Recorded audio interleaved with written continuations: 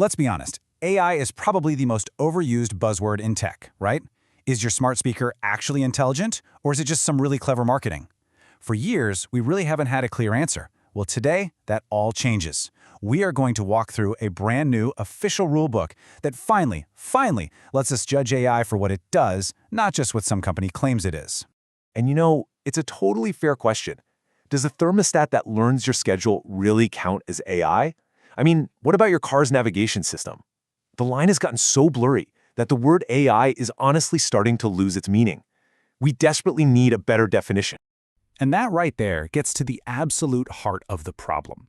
There's this great line that sums it up perfectly. What counts as AI today may not count as AI tomorrow. Technology just moves so incredibly fast that our definitions can't keep up. What seemed like pure magic yesterday is, well, it's just software today. And that is exactly how we end up in this AI guessing game.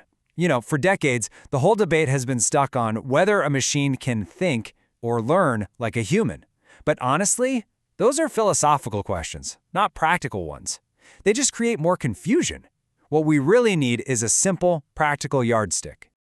So there's this new way of thinking that just cuts through all that noise. It proposes a pretty radical shift.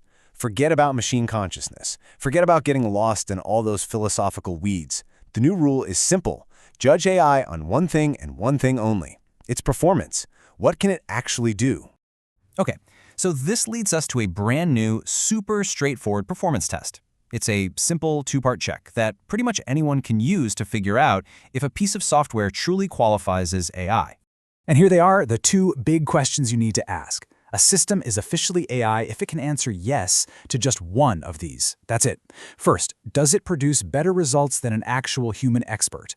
Or second, does it produce comparable results but with measurably less energy? Simple, right? Before we dive into exactly how these two rules work, if you're finding this new way of thinking about AI helpful, now is a great time to subscribe so you don't miss our next explainer. Okay, let's get into Rule 1. All right, let's really dig into that first rule, which I kind of like to call the pro test. This is all about performance that doesn't just meet, but actually surpasses the current human standard in a professional field.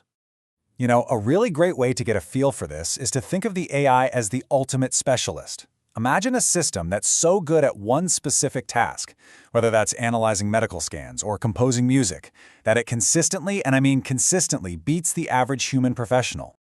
Now, let's look at the official wording. It says the software has to produce better results than the average human professional, and you have to notice this key phrase, independent of energy cost.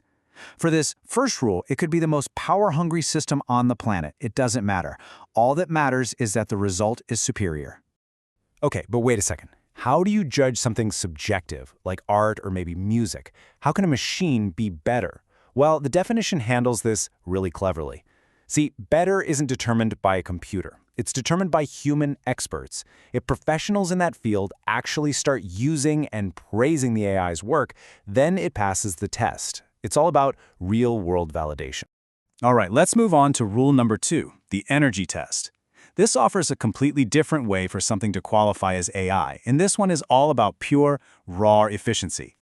So, if that first rule was about a specialist who's the absolute best, no matter the effort, this rule is all about the marathon runner. This is a system that can keep pace with a human pro, but it does it with incredible efficiency, saving precious resources along the way. So here's the formal rule for that one. The software gets comparable results to a human professional, but, and this is the key, it does it faster and with a measurably lower energy cost. The output doesn't have to be better, just as good. The real magic here is in the efficiency. So how in the world do you actually measure that energy cost? Well, it has to be done scientifically, and this is where it gets really, really cool. The comparison actually includes the energy of basic human metabolism. We are literally comparing the calories a person burns just thinking about a problem versus the watts a computer consumes to solve it. How wild is that? Okay, let's boil all this down into a super simple flowchart you can use.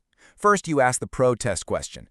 Does it produce better results than a professional? If the answer is yes, boom, it's AI. If no, you move on to the energy test. Is it more energy efficient for comparable results? If yes, guess what? It's still AI. It's just a simple, elegant way to cut through all the hype. So you see, this whole performance-based definition, it completely changes the game for what we mean when we call a piece of software smart or intelligent.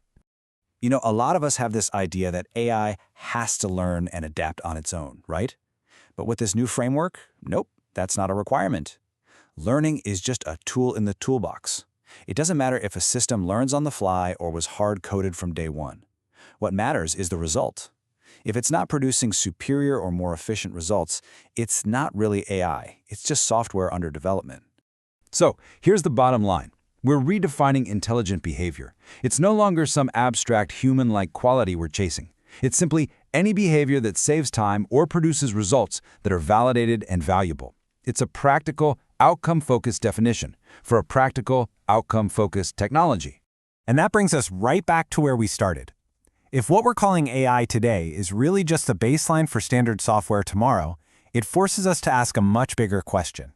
As our tools get exponentially better, what new, grander challenges will we define for the next generation of intelligence to solve?